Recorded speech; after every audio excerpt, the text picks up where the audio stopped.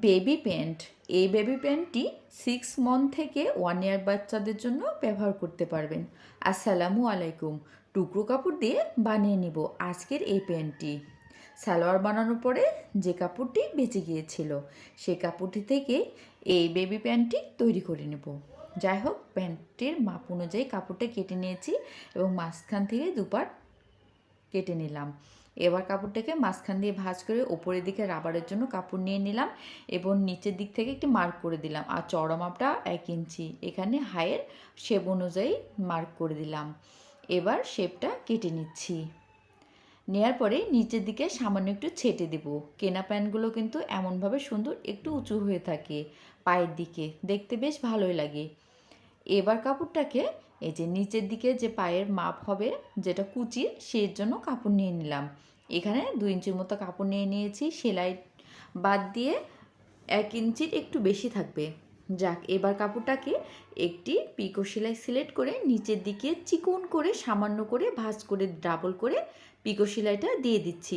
আপনারা যারা সাধারণ মেশিনে করবেন তারা এভাবে চিকন করে সেলাই দিয়ে নেবেন।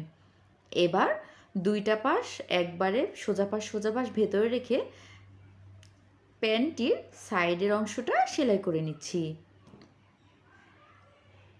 অবশ্যই এখানে ডাবল সেলাই করে নেবেন। দুইটা সাইডই একইভাবে সেলাই করে নিচ্ছি।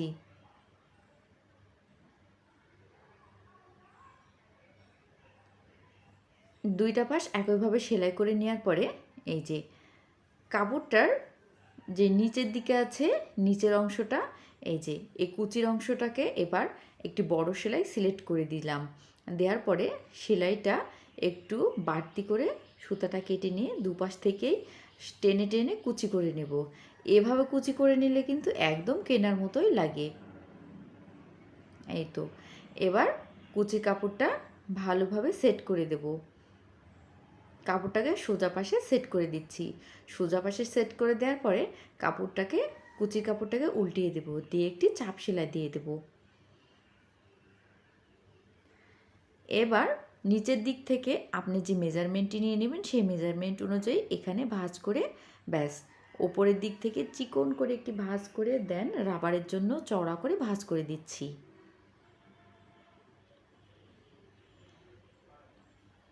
ভাঁজ করে দিয়ে এই যে এবার রাবারের জন্য চওড়া করে ভাঁজ করে নিচ্ছি।